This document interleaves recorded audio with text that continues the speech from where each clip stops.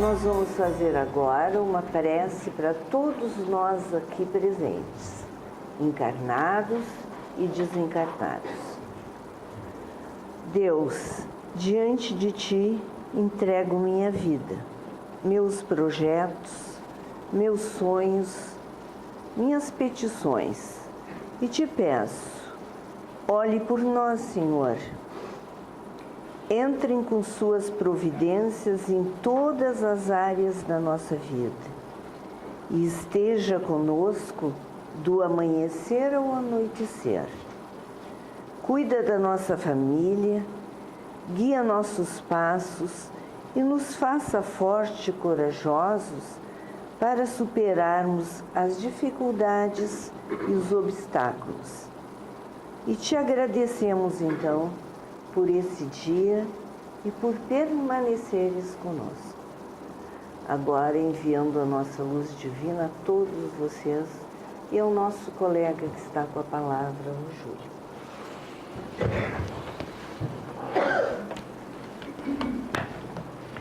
Muito boa tarde a todos. Sejam todos muito bem-vindos a essa casa de oração e que essa energia de Jesus, que desde cedo já começou a se materializar nessa casa, tanto quanto no andar de cima da casa, seja sorvida e aproveitada por todos nós.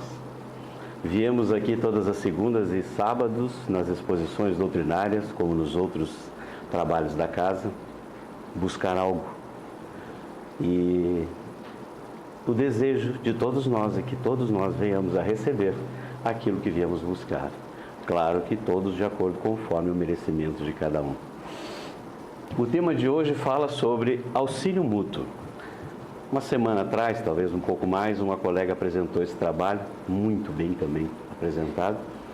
E às vezes temos a ideia de que eu já ouvi isso, esse tema já passou. Sim, a preocupação da doutrina espírita sempre é que em dias diferentes possam se repetir para que todos tenham acesso a um estudo, a uma apresentação que carinhosamente foi preparada para todos. Então aqueles que já viram esse trabalho, vamos curtir novamente com muito carinho. E aqueles que ainda não, um bom estudo a todos. Do livro Jesus no Lar, ditado pelo Espírito Néio Lúcio, psicografia, aqui eu coloquei Chico Xavier mais íntimo, tem colegas que colocam Francisco Cândido Xavier. Sou mais íntimo dele, eu coloco Chico Xavier, carinhosamente. E o auxílio mútuo, ele é uma das raias da caridade. E a caridade é o nosso lema, é o lema da doutrina. E o auxílio mútuo, ele diz lá no dicionário que ele é algo que está envolvendo todas as pessoas. Só que nós, seres humanos, muito ainda agarrados no erro, e na coisa do materialismo, nessa falta de saber e na busca do conhecimento, nós temos duas coisas que movem o ser humano. É o medo de perder e a vontade de ganhar. Baseado no medo de perder e na vontade de ganhar, a gente leva o nosso dia. Nós acordamos, deitamos, acordamos, no outro dia sempre pensando: o que eu posso fazer para manter o meu dia ganhando e o que eu não posso fazer para não perder. Tem coisas que eu tenho que me preocupar, senão eu vou perder. Então nós nos preocupamos com o trabalho, com o filho que está na escola, com a faculdade, com as notas, com a empresa que não está bem, com a família que às vezes está meio assim, com um amigo que muitas vezes ele está também precisando. E o auxílio mútuo, ele entra diretamente focado nessa gama de perder ou ganhar. Porque o ser humano, ele tem muito essa coisa de o que eu ganho com isso? Nós mesmo, muitas vezes, quando entramos numa loja, o vendedor nos atende nos enchendo de coisa. Meu Deus, o que ele fala? E o pensamento nosso é um só: o que eu vou ganhar com isso? Nós não somos tão frios assim, mas o nosso pensamento é. Lá no fundo, alguém pode até pensar: pô, mais uma vez eles vão falar que eu tenho que ajudar os outros, mas quem é que me ajuda? Eu preciso que alguém faça por mim. Eu vim na casa espírita porque eu preciso do passe, da oração, da energia de Jesus que aqui está. Então, talvez nesses minutos que a gente vai falar sobre isso, vamos pensar, vamos mudar a linha de raciocínio de que ajudar alguém é uma autoajuda. Dificilmente, ou poderia até talvez arriscar dizer nunca, alguém que ajudou alguém ficou sem um retorno. Primeiro, porque quem ajuda está sendo vigiado, ou melhor, está sendo até aplaudido pelo anjo da guarda, por Jesus, pelo anjo da família, por todos aqueles que estão lá também para nos fazer bem. Agora, há pouco eu pensava assim, quando a gente vai falar de uma coisa assim, nós ligamos a TV, ligamos o rádio, abrimos a página da internet e nós lemos coisas barbáries, só coisas horríveis. Mas é que como nós, lá no comecinho, falamos sobre que nós temos essa tendência a coisas ruins, nós esquecemos que isso é 1, 2, 3% do mundo. Todas as coisas maravilhosas que acontecem no mundo, nós não ficamos sabendo. Existem auxílios mútuos acontecendo nesse momento e nós sequer sabemos. Porque nós temos aquele vício de, mas tu viu, bateu o carro, aconteceu tal coisa. Casualmente ontem até eu estava passando na avenida, ali eram 9h30 da noite, eu estava indo no mercado e tinha um carro pegando fogo aqui na esquina. A quantidade de gente que para ver, nem sempre para ajudar, é o curioso, porque nós temos a curiosidade. Na estrada mesmo, deu uma batida, aquela fila de carro não é porque bateu o carro, só por isso. É porque nós diminuímos a marcha para olhar o acidente. Então nós temos essa tendência. E se nós conseguirmos mudar toda essa energia para uma coisa boa, primeiro que a gente já não fica sujo, a gente não fica com aquela impregnado daquela coisa que não faz bem. Eu pensei assim, não vou ajudar, está pegando fogo, não tem mais o que fazer. Eu não vou atrapalhar, eu vou no mercado, que é lá que eu estava indo. Claro que se tem uma situação em que eu posso ali ajudar, mas tinham tantos carros na volta e eu ouvi o bombeiro, digo, bom, atendido já está. Talvez, às vezes, até na intenção de ajudar, tu atrapalha. Muito importante que a gente veja isso. E nós temos, então, que trabalhar a observação, porque nós temos outro costume do ser humano, parece aquele cavalinho com aquela que o pessoal bota na carroça, a gente só consegue olhar para lá. Quando, na verdade, nós temos uma visão maior. E nessa visão, muitas vezes, um companheiro da esquerda, um parente na direita, está pedindo ajuda, está gritando por alguém. E nós, então, vamos no nosso tranquito, na vontade de ganhar. E se eu parar, eu posso perder, né? E aí, então, a história que o livro nos conta hoje, do auxílio mútuo, Jesus estava, então, com seus apóstolos. Estavam eles a discutir algumas coisas. Eles ainda não eram tão elevados assim, porque eles ainda estavam aprendendo com Jesus como ir e pregar o Evangelho. Então, tinha algumas coisas ainda a acertar. E alguns falavam, será que vale a pena? Será que eu não vou perder tempo? Será que isso? Será que aquilo? E então Jesus, vendo aquilo, contou uma história para eles. A história de dois homens bem velhinhos, andando numa estrada, num morro, com muito gelo, já era noite. E eles estavam muito doentes, muito ruins de saúde, porque o gelo, a baixa temperatura, o ambiente não favorecia.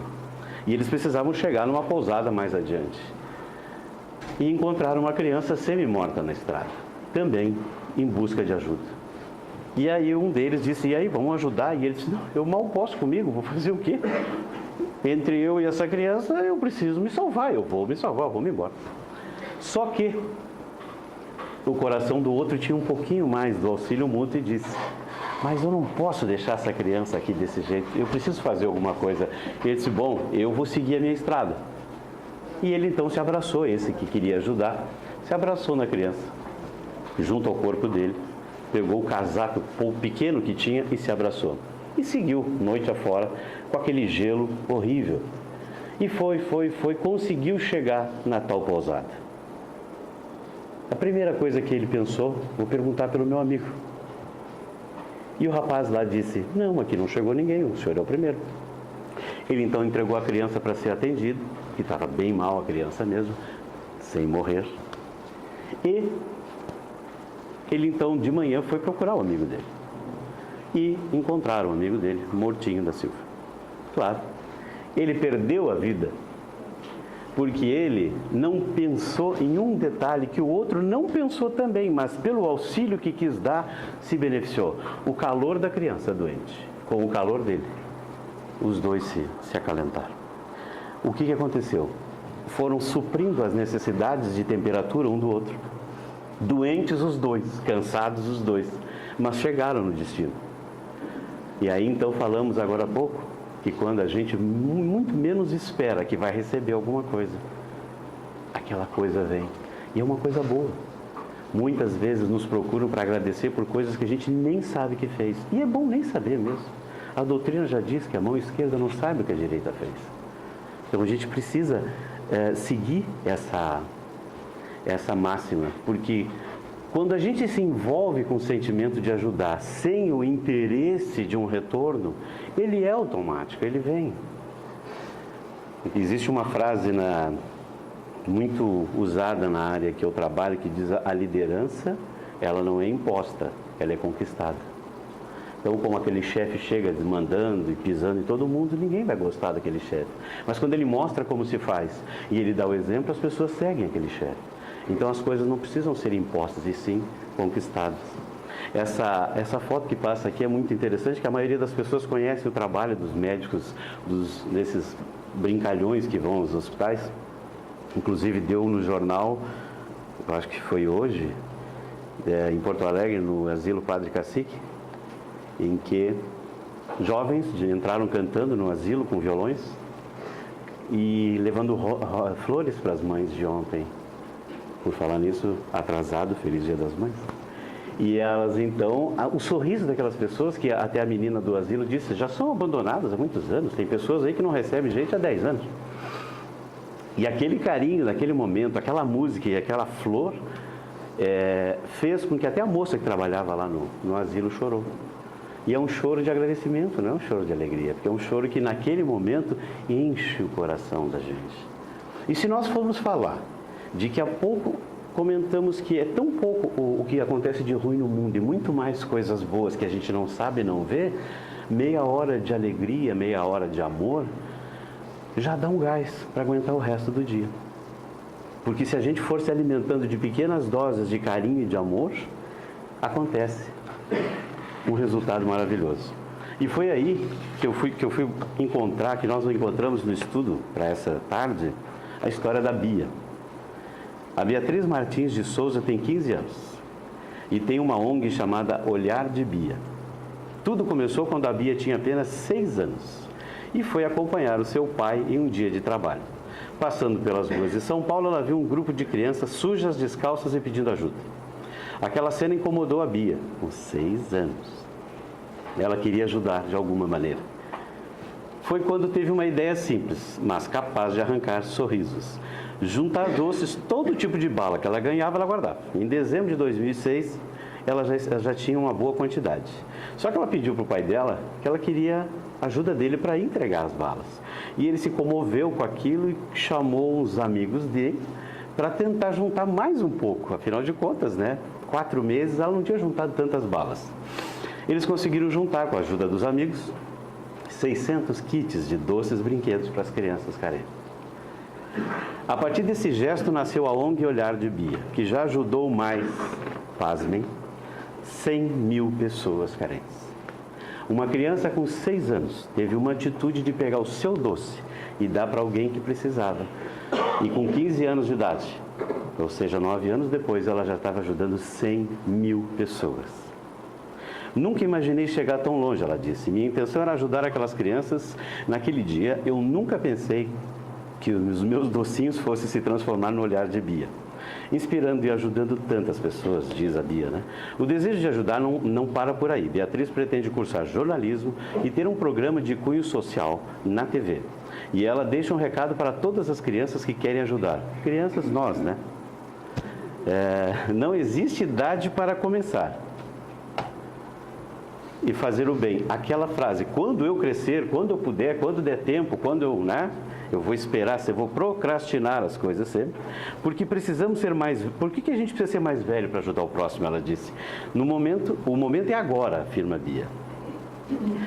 E aí, uma criança de 6 anos, hoje com 15, nos faz refletir mais uma vez a importância de fazer o bem. Porque nós temos, como é contagioso quando alguém chega para ti e diz assim, olha, fulano está precisando de uma ajuda, vamos se reunir, vamos, né? Acontece muito isso, até por incrível que pareça, nos núcleos mais pobres do mundo. Quando pegou fogo lá no meio da favela, daqui a pouco tem colchão, tem tudo, mas não foi só as classes que poderiam mais ajudar. É aquela que tinha o colchão para quando o primo viesse visitar, ela pegou e levou lá, porque naquele momento aquele pessoal precisava mais. E como é bom quando a gente se deixa contagiar por essa coisa, porque tu vai te alimentando de uma coisa tão boa.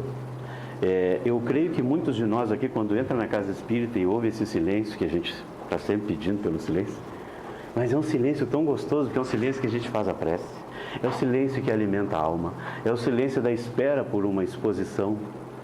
Muitas vezes, pensava a gente, né, quando estava fazendo o estudo dessa exposição, às vezes tem gente assim, quando é que esse cara para de falar para mim tomar o passe e ir embora? É normal, não é feio a gente pensar assim, mas acontece. E às vezes tem pessoas que dizem, pô, eu me senti tão bem naquele lugar que eu quero voltar. E essa é a intenção. Nós estamos aqui como ferramentas para ajudar uns aos outros, porque hoje aquele que está sentado assistindo, vendo talvez pela primeira vez, daqui a alguns meses ele está trabalhando aqui com a gente. E aí é uma bola de gente que vai transformar as coisas. A gente tem que acreditar nisso, porque se nós, um só, não vai conseguir. Nós vamos ler daqui a pouco vamos dizer assim, o resumo daquela história da criança no gelo que Jesus mesmo disse. E nós vamos ver que sozinho a gente é meio pouco. Mas quando a gente se junta numa ideia, a gente faz coisas maravilhosas. E aqui diz, né? Fazer o bem sem importar a quem. A gente não pode escolher para quem que a gente vai.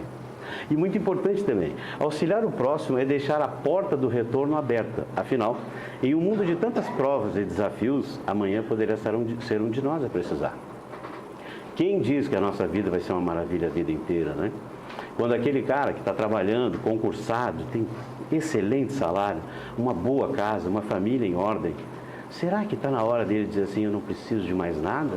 Ou será que não está na hora dele dizer, eu preciso agradecer a Deus, eu preciso saber por que isso está acontecendo comigo? Porque aquele que está passando por uma dificuldade quer saber por quê? Porque nós devemos saber por quê. Não reclamar 24 horas, a gente precisa saber por quê, o que está acontecendo. Porque a partir do momento que eu consigo entender o que está acontecendo comigo, eu consigo começar a resolver. E não ficar só chorando o problema. Então é muito importante que hoje sejamos aquele que está na parte de cima, mas não esquecendo que um dia a gente pode ser quem está recebendo a mão para subir. E aqui também fala uma frase que a gente acha assim que cabe bem para o tema de hoje, que é antes de pedir algo, entenda a diferença entre querer, merecer e precisar. Dentro disso eu fui buscar também um vídeo, alguns de nós já viram, outros não, eu recomendo, porque a gente tem que rir um pouco também, porque só sofrimento não dá. Existe na internet um site, eu acho que é no YouTube, de um grupo espírita que eles fazem humor e espiritismo. Porque, como diz o seu Luiz Paulo, que a gente vai morrer, então se a gente vai morrer, a gente tem que rir disso. A gente não pode, né? E aí o que acontece? O rapaz está dormindo e ele vai para um desdobramento. Desdobramento é quando tu entra em sono profundo e o espírito sai do corpo. Aí depois, se a gente vier estudar na casa espírita, a gente vai saber o que esse espírito vai fazer. Mas ali ele só sentou na cama, olhou o corpo dele, deitado, e ele pensou, como se a gente estivesse sonhando, semana que vem eu pago a última prestação do meu consórcio. 5 anos pagando. E eu não fui sorteado. Mas eu agora vou ter o direito de pegar o meu carro e andar pela primeira vez no meu carro, adeus ônibus. Nisso chega o espírito que é o anjo da guarda dele. E disse, oi, como ele está em desdobramento, ele viu o anjo da guarda dele. Que depois, ao acordar, ele não vai lembrar de mais nada. E ele disse, eu tenho uma notícia para te dar. E ele disse, nem precisa, eu já sei, eu vou ganhar meu carro semana que vem. Eu paguei 5 anos, eu nunca fui sorteado, só que a semana que vem eles são obrigados a me dar meu carro, tu nem precisa me dar essa notícia. E disse, não é bem isso que eu vim te dizer. E ele disse, não, mas nada pode ser mais importante. Ele disse, não, é que semana que vem tu vai desencarnar. Ah, mas ele ficou muito irritado. Ele disse, não, peraí, tá de sacanagem, gente. Eu paguei 5 anos o carro, agora eu vou morrer, não vou poder usar o carro. E ele disse, não, Veja bem, tem as vantagens. E ele disse, não, peraí, que Deus é esse? E aí vem a moral. O anjo protetor dele disse assim, é mesmo, que Deus é esse, né? Esse carro, tu vai morrer nesse carro. Se tu tivesse sido sorteado no primeiro mês, tu já estaria morto. Então são 5 anos que tu não teria tido com a tua mãe, com teu irmão, com aquele pai que tu estava com uma diferença muito grande, tu teve tempo nesses 5 anos de te reconciliar. E não levar esse problema para uma próxima vida. Pense que em 5 anos tu teve de felicidade com os teus familiares, amigos e trabalho. Tu não teria tido isso. Ele olhou e disse, pensando bem, eu ganhei 5 anos. Então por isso que aqui diz, né? A diferença entre querer, merecer e precisar. E agora então, Jesus, depois de contar aquela historinha, ele viu todo mundo com os rostos bem preocupados de terem feito comentários de o que é ajudar o próximo. Ele disse assim, as mais eloquentes e exatas testemunhas de um homem perante o Pai Supremo são as suas próprias obras. Aqueles que amparamos constituem nosso sustentáculo. O coração que socorremos converter-se-á, agora ou mais tarde, em recurso a nosso favor. Ninguém duvide, um homem sozinho é simplesmente um adorno vivo da solidão. Mas aquele que coopera em benefício do próximo é credor do auxílio comum.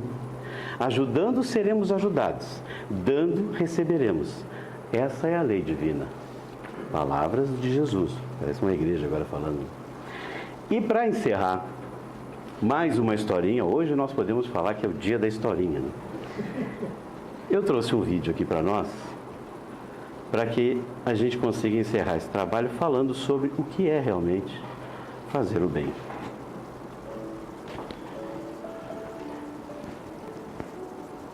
No livro Conversando com Deus, de Ray Stedman, há uma história verídica.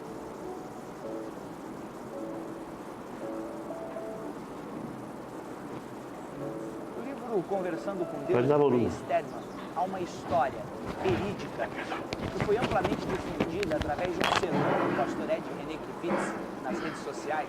A história de um casal que dedicou a sua vida ao campo missionário nas regiões mais inóspitas da terra, sujeitos a todos os tipos de sofrimentos e privações.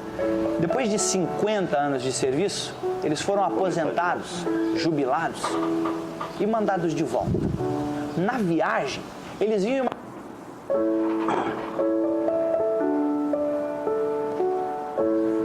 Conversando com Deus, de Ray Stedman, há uma história verídica que foi amplamente difundida através de um sermão do pastor Ed René Kivitz nas redes sociais. É a história de um casal que dedicou a sua vida ao campo missionário nas regiões mais inóspitas da terra, sujeitos a todos os tipos de sofrimentos e privações. Depois de 50 anos de serviço, eles foram aposentados, jubilados e mandados de volta. Na viagem, eles vinham imaginando como seria a recepção deles na sua terra novamente. E vinham imaginando e falando entre si, como será que vão nos receber? Com que honras será que vão nos receber de volta na nossa terra? Quando o navio estava se aproximando do porto, eles olharam pela janela e viram que havia muita festa. Bandeirolas, papéis picados sendo jogados para todo lado, uma banda tocando, toda uma recepção. E eles olharam um para o outro e disseram, olhe só, há uma festa preparada para nós. E comemoraram e se animaram juntos. Mas como viajavam na terceira classe, foram os últimos a saírem do navio. E quando eles estão saindo, como demoraram a sair, chegaram lá e já estava tudo vazio. A festa preparada, toda a recepção, era para o presidente e não para o casal de missionários. E eles foram então para sua velha casa, já há muito tempo não habitada, sem cheiro de vida, apenas com o cheiro do abandono, do esquecimento, do tempo que tinha passado drasticamente.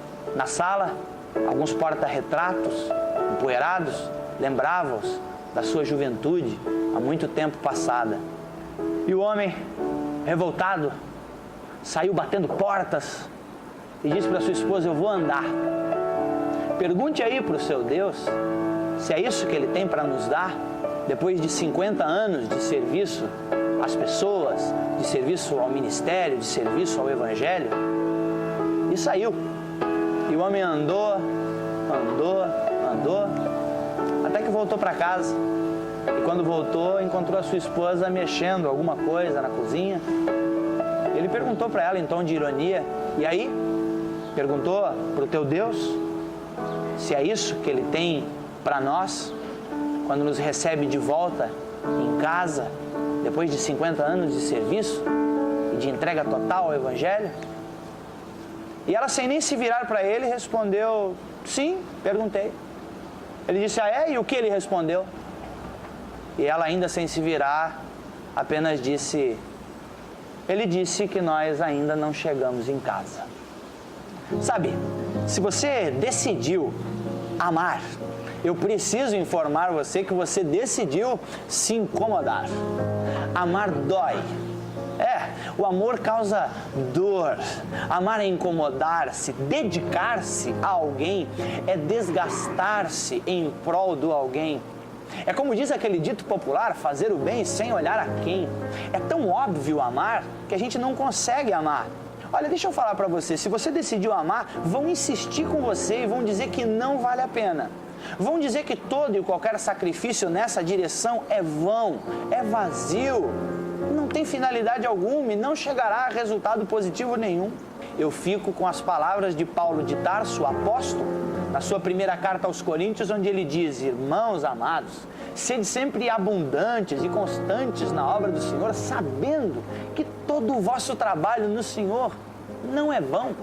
Sabe, se existe realmente satisfação na vida, essa satisfação está em viver em prol de alguém, em prol de alguma causa que seja maior do que o nosso mundinho particular que a gente vive criando, parece que para nos esconder da vida, para nos esconder dos outros. Devemos parar e fazer o bem, porque fazendo bem, sabe o que vamos fazer? Vamos fazer morada dentro do coração das pessoas. E não há melhor lugar para morar do que no coração de alguém. Deus sabia disso. Um dia resolveu parar de habitar em templos para morar no coração humano, independente da sua crença, da sua fé, da sua forma de entender o mundo espiritual. Nós temos algumas coisas em comuns. Somos humanos, somos criados à imagem e à semelhança de Deus, queremos a paz, queremos que todos vivam bem e queremos que o amor reine em todas as esferas da nossa vida. Aquele casal de missionários não ficou sem recompensa e não ficará sem recompensa nenhum ato de bondade. Sabe por quê? Nenhum abraço é vão, nenhum ato de generosidade é inútil, nenhum bem que fizermos ficará sem recompensa, e a eternidade há de nos revelar isso. Se você parou de fazer o bem, se você parou de praticar o amor, porque não te reconheceram, porque não te aplaudiram, porque não te abraçaram, porque não fizeram festa para recepcionar você, eu sinto dizer para você que você estava até fazendo, mas estava fazendo pelos motivos errados. Porque o melhor tipo de amor, ou o mais perfeito no amor, é o amor que se doa, que se sacrifica, que faz, que trabalha, que se entrega de graça, sem esperar nada em troca. Faça o bem. Chegou a hora de fazer o bem. Vamos manifestar amor. É disso que o mundo precisa. Deus te abençoe. Então, esse mesmo rapaz, em outro vídeo, ele diz uma coisa muito bacana que a gente não pode esquecer. A oração que Jesus nos deixou, ele fala, para a gente entender que nós não somos sozinhos, que o pão nosso, venha a nós o vosso reino, perdoa-nos e livra-nos. Com essa ideia de que nós estamos sempre juntos e às vezes perdendo oportunidades de fazer pelo próximo, vamos pensar um pouco e desejo a todos uma ótima semana.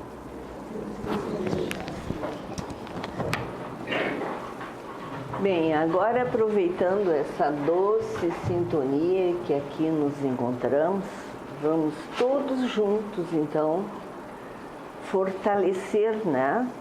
Juntar as nossas forças e irradiar essa prece que vamos fazer agora para todas as pessoas que estão vindo à nossa lembrança, ao nosso coração. E principalmente também aqueles cujos nomes já colocamos ali. Então, juntos, nós carregamos nossas forças e, acreditando nisso, estamos nos entregando nos braços de Deus. Senhor, ajuda-nos a tornar-nos melhores, principalmente na nossa visão de nós mesmos. Manda-nos teus mensageiros para que limpem nossa visão. Mostra-nos tuas estradas e, quando olharmos para o futuro, que possamos ver a esperança. Quando olharmos para o passado, que enxerguemos os carinhos recebidos, mesmo que tenham sido escassos, sejam esses a serem lembrados. Todos tivemos. Se não fosse assim, não estaríamos vivos. No dia de hoje, então, dá-nos as tuas bênçãos em abundância e não nos economizes a tua luz. Que assim seja.